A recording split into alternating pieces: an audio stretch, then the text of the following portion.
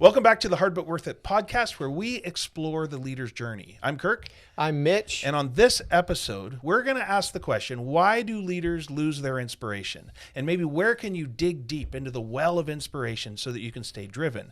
But we're excited to also have Jason Odell back with us. Yes, we are. Again. Jason. Jason, welcome. Thank you. Glad to be here. You can go back and hear Jason's story on like episode 5-ish or something like that, way back at the beginning. He's been with us before. Jason's a longtime friend of ours and been on all the podcasts I think I've ever done before. But anyway, yes, this question was actually delivered to us by a listener. They sent it in to us, and we wanted to play with it today because I think it's a question that gets asked a lot. Why do leaders lose their inspiration?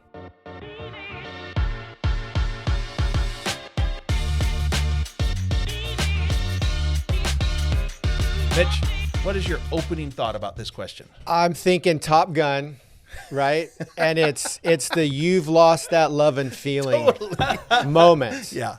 It's the song. It's what love songs are written about. It's what romance and poems. I mean, it's this idea. Inspiration just takes me to the Hallmark section. Oh, so good. And you know why we lost it. You know, I loved you and I lost it, and now I can't find it, and the whole mystery of life. Yep. So I don't know. Inspiration kind of feels a bit, kind of like one of those romantic words where I almost don't want to talk about it because it just has these little nuances, connotation to it. Yeah, totally. But I think if we sit with it, it can be an interesting conversation because there's so much depth and dimension to the word if we really play with it a bit. Yeah. So I'm interested to see where this one goes. I think that this is, in coaching work, we actually get this question. This comes up. People experience this thing you're talking about, right? Yeah. And I want to take a couple of the easy answers right off the table. If you Google this and you ask ChatGPT, why do leaders lose their inspiration? You're going to find words like they got bored, they're overwhelmed, they're stressed, they don't have goals in front of them, bad boss, that kind of stuff.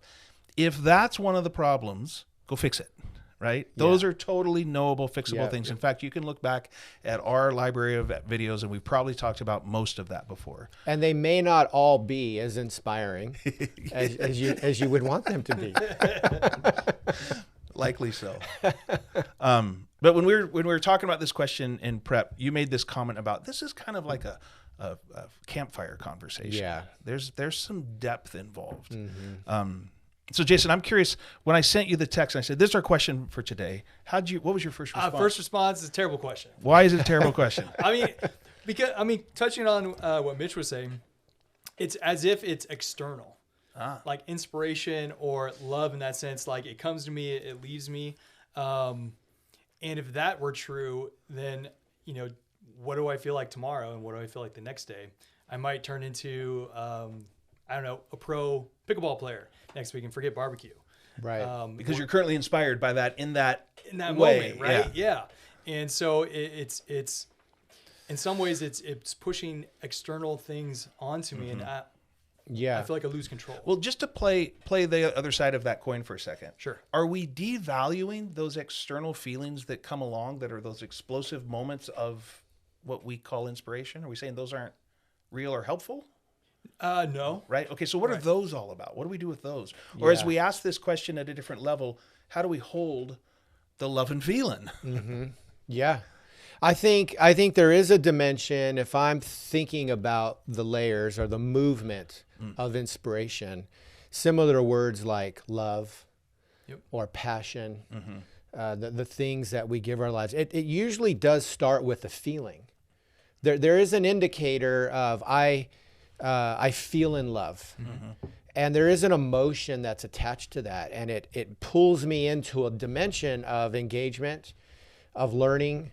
Is this now a further journey I want to take?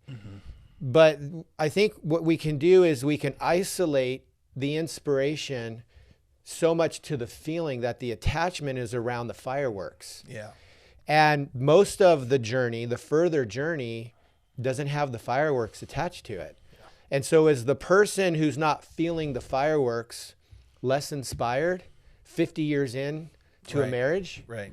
Because he doesn't like his wife today, but he's still inspired to love her, right? So I think we're talking about how do we transition into that dimension, but there is a feeling I think that's necessary. And it's real. Starts into Yeah. that place. Yeah. Yeah. There's a one of the frameworks we use at Icon when we're coaching a lot is we talk about the difference between punishment and sacrifice. What is the difference between punishment and sacrifice? And I think what that inspirational feeling does is it sort of blinds that question, and it's everything's fun. But what do you do when it's not fun and you have these Right. two questions in front of you? Is this punishment or sacrifice? Well, what we're talking about is something really hard is happening. Yeah. And when it's punishment, it sucks. We don't Yeah. want to do that. I don't feel inspired to do that. Feel being the Yeah. heavy word there. But there is this deeper place that we tap into that I would still say the word inspiration applies to, but it converts hard things to sacrifice. It's why this whole thing is called hard but worth it. Inspiration that is connected to just a feeling won't do that work. But when inspiration can drop deeper, and maybe even the word isn't, no, the word's still right. Right. It's one of those challenges with English, right? The word is no longer sufficient.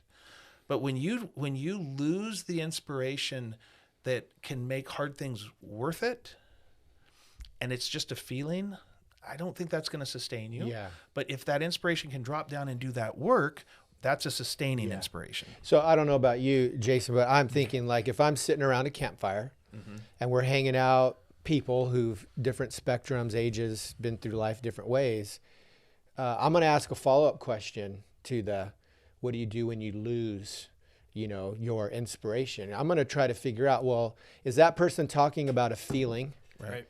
Because if they've lost a feeling sense of inspiration, I'm gonna help answer that a different way. Yeah. Right. Or is it maybe that they're not talking about the feeling, they've acknowledged that that's a deeper work, but they're actually now having to make a transition into, are you really going to size this thing up for the long haul, short term versus long term? So I don't know. How do you feel like you approach that? Because it seems like there's different ways Yeah. people actually make that statement. Yeah. I mean, like one of the words that I think about going to is purpose. Because if I can actually pull into the longer vision and what's the actual purpose that's driving this, that even the short term, maybe it's painful or it's not something I really enjoy, but I can connect it with the bigger, longer term purpose, that will move me. And the experience, and would you say at that point, how would you describe inspiration in that moment? We're saying it's not a feeling. Right. What is it? Yeah. In that moment Where you get connected to purpose. Yeah. it's, so the language that you're using, which was sacrifice, where it's painful, it could be drudging, but yet I understand where I'm going and why. Yeah, what it's for. What it's for. Yeah, that's a good way of putting it. And when I have that, then that warm, fuzzy feeling of creating action it's not necessary. Yeah. Because I have something deeper, longer. So like in a marriage, let's use that metaphor in this instance, commitment, right? Like the reason why I'm having a committed relationship that I'm committed to. And, that doesn't necessarily apply in business Right. because a lot of times the goal is to get rid of it. We have default strategies and exit provisions. Yes, Those exactly. things exist. That's right. Yeah, they're different. Yeah, but, that's right. But there is still a need to have sustaining presence Yes. through hard things. Correct. Even though because the exit's a long time from Right. now. Yeah. Yeah. It's when the feeling starts to become a habit and a discipline and a commitment. I think that's when we begin to journey into that deeper place of inspiration. Right. It does show up at 8:00 in the morning. Yeah, You know, that's a yeah. famous quote from, it's probably been told numerous times, but there's a story in The War of Art by Stephen Pressfield, and everybody needs to go read that book, where he talks about an author, right? This creative person who's writing books, and he's being interviewed, and I can't remember the author's name off the top of my head. Sorry about that. But he's asked this question, do you write under inspiration? And he goes, oh, of course, there's no better way to write. Fortunately, it shows up every morning at 8 a.m. That's right. And that's a different way to hold the notion of inspiration. Yeah. That there's actually, in the work of creativity, which most work, the kind of work we seek to do that has meaning and purpose in it, also has deep creativity. That's not just for the artists and the musicians. And creativity does require this notion of inspiration, but there's craft involved. And you just keep showing up. You just keep doing your work. And there's there's a well of inspiration available Yeah. just in showing up. If you're doing that work from this intrinsically motivated place. Yeah. And I do think the more we begin to connect intrinsically to the desires, which is a journey of getting there. And some of it is just getting away from the voices in our lives. It's not that those aren't important. They're very much necessary. But if all we do is exclusively give ourselves to other voices, we deny or we ignore the voice inside of us. At some point, as we pay attention to that, I would say we become the most inspired.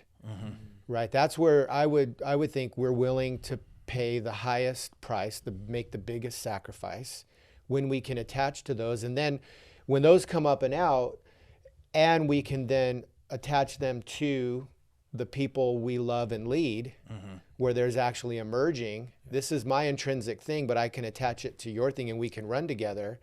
I think that's when we get some of the best work done, because we align. And the inspiration is deeper than just that initial startup. Because startups are great, but how many startups fail? And we wouldn't necessarily, it's an inspiration thing, but some are. You were inspired on the romantic notion of what this could be, but you had no idea what was coming. idea what was coming. The cost. Yeah. And that's almost always true of anything that is meaningful work, right? Let me turn this just a little bit here to another example of this. That it was a conversation I had this week with a client who is in this role, very high up, high pressure sort of environment, working, and it's tasking. It's very hard work, and it's costing her. There's a lot of trade-offs involved, and her comment to me this week was, I don't have a lot of energy. I'm feeling unmotivated, which is another word for uninspired. Sure. I'm a driven person, she says. I go after things. I'm a highly driven person, and I just don't feel that right now. What do I do? And so we opened up space for us, like the campfire conversation. We just open up some space, and we start dialoguing about that.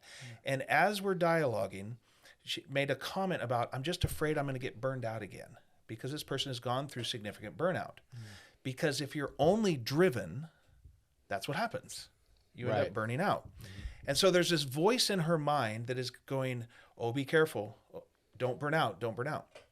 And I said, could it be that you're feeling unmotivated and uninspired because the fear of burnout is trying to teach you something? That your lack of inspiration and motivation right now is a good thing, and you need to go sit with it. We call this shadow work. Her persona is highly competent, highly capable, and very driven. And those are all accurate, true statements. That is not a false thing. Right. But there's this shadow in the background that's going, hey, listen to me.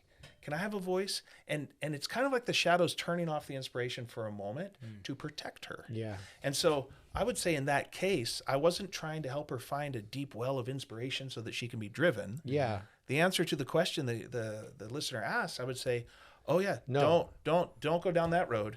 Yeah. Go listen to the voice that's causing you to be unmotivated. And until you've learned what it needs to teach you, maybe you shouldn't be driven. I right couldn't now. agree more with that. I think we are so quick in a Western kind of microwave society to avoid those dark paths that might be the thing we actually need to learn. That actually teach us how to learn a deeper level of inspiration that we may never know if we avoid those paths, right? Right. So you think of seasons. Seasons is another great way, but like I can tell you, the trees in the deepest night of winter are inspired. It just looks different than, in the springtime.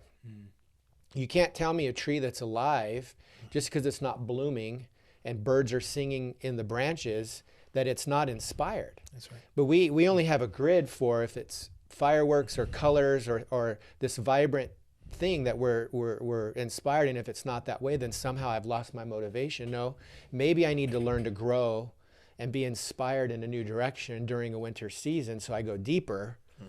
And then when spring comes, I have new branches, and I think that's part of the work of growing and doing that deeper work too, that sometimes we avoid. You're talking about that. We want to get out of burnout and chase this next thing rather than sit in it Mm-hmm. and maybe grow, Right. get bigger. Right. One of the things that we're learning in my process with this person is that part of why she burns out is she's really does struggle with really challenging conflict conversations. Yeah. And and she's in really high stakes work. And so the reason she burns out is because she doesn't do that. She doesn't do conflict super well. And so as we're taking this time to sort of pull back, what we're doing is we're building an increased capacity to engage in conflict in difficult, challenging situations. And as she's doing that, she's actually able to speed up and carry more. And so the drive will come back. She is a high competent, smart, driven person. There's no doubt about that. But I would say she was using that in some ineffective ways. And this lack of conflict, the ability to face conflict was causing her to carry more weight than was hers. And so by pulling back into her root system, right, and being able to do that deeper work, she'll come back even more capable. But if she doesn't do that, she'll just burn out again. Yeah. Right? So what do we do? Like, we know that we all face moments where we might be less inspired, Yeah. Totally. or we're tempted to say, I'm not inspired today. Yeah. Right. And it's the excuse that we make to do whatever. But what are some things like that you do when, you're running your own business, Yep.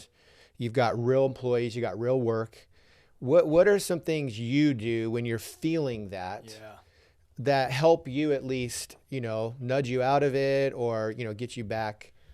Yeah. I mean, I have a couple of things that I do. And some of it's just digging into some of the questions. So, I mean, you guys are bringing up some great stuff. So, like, the lack of motivation, what is that really about? Am I actually avoiding something? Why do I feel, is there something that I need to take care of that I'm not taking care of?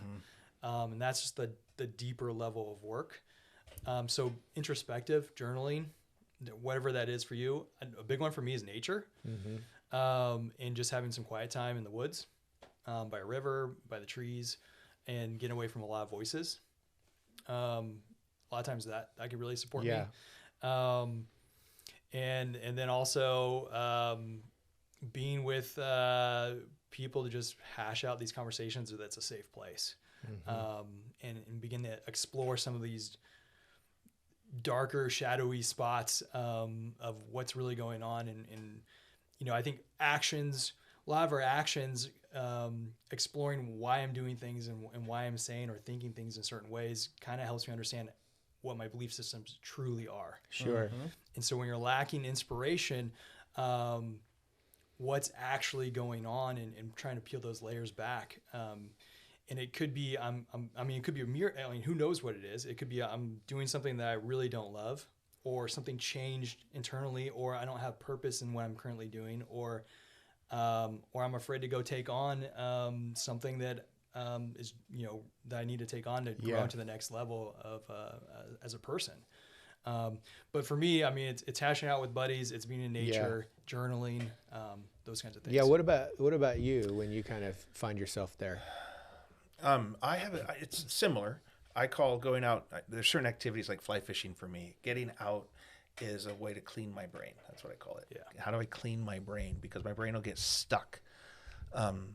One of the things that I've learned, so that's on the list, being surrounded by a group of people that are going to be okay with me being uninspired, unmotivated, aren't threatened by that, right? If all my friends only need me to succeed and accomplish in the world, then that's like half of life, and I want the whole thing, right? So that's important. So I have people I routinely will process these sort of questions with. The other thing that I've learned recently is that many of the things that I used to find inspiring aren't anymore. And so when I'm losing inspiration around something, it can be good. Like that is something I need to lose the inspiration about. And it can feel like a death or a grief process or a letting go of I used to really like this. It used to be really meaningful to me, and it just isn't because I've changed. And I need to process through that. I also still will find that I derive inspiration from things that aren't as good for me as I think they are. And it's the voices, people who I've attached to, and I've said, oh, I I like what that is. I'm going to let that influence me. But as I learn more about me, I'm finding that, oh, that's more of like something I should be inspired by, or a thought that was really good for them, but isn't good for me. And I wasn't able to make that differentiation there. Yeah. It actually happened this morning. I have a writing coach that I meet with, and we're sitting there, and it was a check-in day, and I'm supposed to have done 2 weeks worth of work. And I knew I hadn't. So what do? You cancel the meeting, right? You uninspired for that meeting. You only meet with your coach where you have really great stories to tell. No, that's not what you do. You look at it. Yeah. And so I got on the call and I said, I didn't write anything. And I was supposed to be working on this one section thing. And I said, it's either because that's really important and I'm scared to do it, or I'm actually not supposed to do it. And I don't know which it is. Let me tell you the case for both, basically. And we agreed I'm not supposed to do it. I don't find it inspiring. I don't want to. And I'm not hiding. I'm not scared. There's no problem, except this is feedback that's telling. And she's like, yeah, don't do that. Oh, because what I told her is, I want to present this information in this way. She's like, well, then do that. And I wasn't trusting my own voice. And so my lack of inspiration was actually me trying to be something I'm not. Right. And that's actually really important feedback. And as soon as I flipped it over here, I'm like, I can just do this? She's like, yeah, just do that. I'm like, oh, I'm totally inspired again. Well, to me, that retroactively is almost silly how obvious that is. But I lost my way in the last couple of weeks on that, and having somebody that I sit down with to walk me through that. Well, was really and helpful. part of it is too, is because we start with an end in mind. A lot of times inspiration, we see the preferred future. We see the peak, we plant the flag, we're taking the selfie. It's very vivid. And then in our imagination. So we see what the arrival looks like. Yeah. But then what happens is we have these moments where we have to now create the steps to getting there. Right. And those steps of getting there, I think sometimes where we get a little disillusioned, because it's like, wait a second, I am inspired, but I didn't realize that it was going to require this step. And we can't always perfectly even size things up. I think that's even part of what life's about, is not having it perfectly figured out, but along the journey, we're learning through the twists and the turns of, is this really a path I want to go on? And am I willing to continue forging ahead even when it feels like I'm moving in the opposite direction, which sometimes is the most uninspiring. Right. Sometimes you are moving in the opposite direction and you got to go back and get on a new path and change course. Yeah. You know, but I think that's part of what you're speaking to. It is. Too, there's a inside motivational theory. There is a known and measurable thing that says at the beginning of a process, you're super inspired. At the end of it, you're also super inspired. And in the middle, you're not. Right. It just, now, maybe it's not zero, but it goes down. It's low. Yeah. It's low. So it's like the middle. It's like the middle of three. In a trilogy, the middle movie is kind of like, okay, you went for a long walk for 3 hours. Tale of Two Towers and Lord of the Rings. There's no beginning and end to it, and it just is a little bit less motivating. Right. Now, what do you do in those places? So the question, how does a leader stay inspired, or why do leaders lose their inspiration? Sometimes because they're going on really long journeys, and you're in the middle, and you just need to know that, right? The other thing that's important about the middle is in another great book by Seth Godin called The Dip, which everybody needs to go read. Yeah. And in there, one of the points he makes is when you're in the middle, in the dip of motivation, one of the most powerful things you can do is quit. And that most people need to quit. And so when you hear the phrase quitters never win and winners never quit, that's profound. It's a profound half-truth that applies to almost nothing in your life. The goal is to quit almost everything so that you can stay connected to, motivationally connected to one or two or maybe three things. And so that's what that middle section is for sometimes. It's to wash you out of it. If you stayed in that romantic, fireworky place the whole time, you'd never learn which things you need to quit. Yeah. And you need to quit almost everything if you want to do anything at a level that we would call great. Yeah. That's really good. I think that's what we at Icon are really focused on, is taking people from a journey of meeting milestones and success moments to finally maybe taking the adventure of what it means to enter into that meaning space, which really is a lifetime. but these are the necessary peaks that we hit to finally liberate us to understand that actually meaning is really the greatest, deepest journey we could take. Yeah. It also requires the most risk and vulnerability because we have to be honest with ourselves. Like at that point, you're staking your name to a claim that no one else is attached to, which is the most thrilling and scary thing at the same time, right? Yeah, You're excited, Yeah. but you're also afraid going, man, I just put my name on that. What is everyone else going to think? Now, all of a sudden, you're right, they can judge me. I'm exposed. Yeah. Whereas when I'm living in the context of my community desires or inspirations, I can also hide in that a little bit. It's not that it's bad. There's blessing, there's goodness, there's flourishing that happens in community, but there's nothing with my name attached to it. Yeah.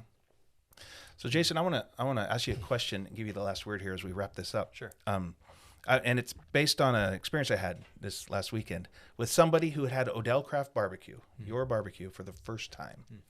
And we got to talking about it, and he says, I normally don't go to barbecue places. I'm like, oh, why is that? He goes, well, I'm pretty good at barbecue, and so why do I need to go out and have that? But he happened to be at an event, or he was in the restaurant actually, but with friends, and so they ended up there. And he goes, so I had this Odell Craft Barbecue. I don't barbecue like that. I was like, yeah, neither do I. It's a whole different level, right? Yeah. Which is deeply inspiring. When I taste your product, and the product that not only that your whole team is now making, right? There's all kinds of people involved in doing this, that you've created this ecosystem that can produce this totally next level barbecue.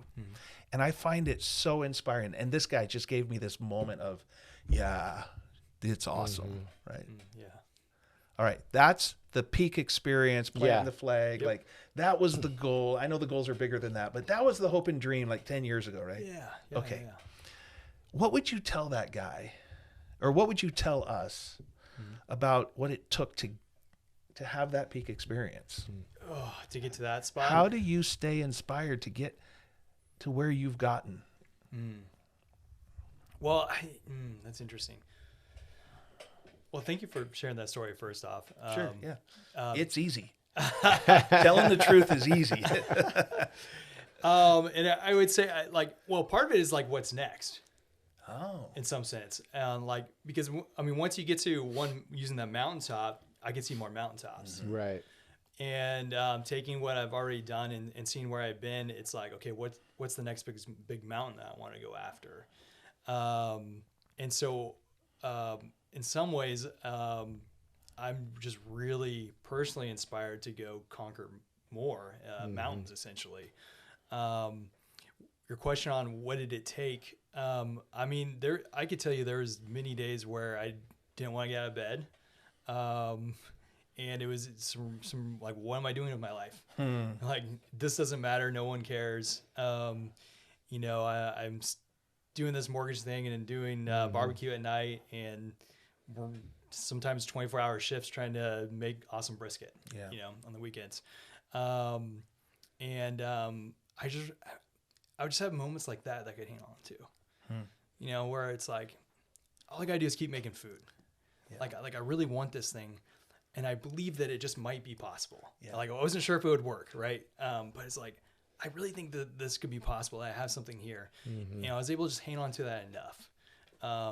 And just realize if I just keep making food and keep bringing everything I have, which some days it was not much. And other days it was a lot. But it was, no different than climbing a mountain one step at a time, and being able to just hold on to what I got, listen to the people that feed me, stop listening to the people that don't feed me, and don't really support that, and holding on to that belief. And for me, the next thing is like, okay, what else can I create? How big can I go? And keep holding that level of inspiration that when people think that they know how to make, say, a burger, right? I think it's one of the ones I'm playing with right now. Yeah. They're like, okay, I don't make a burger like that. Yeah, that's right. That's awesome. I think that's a wonderful answer to the question. Not why do leaders lose their inspiration, but what does it take to not? Awesome.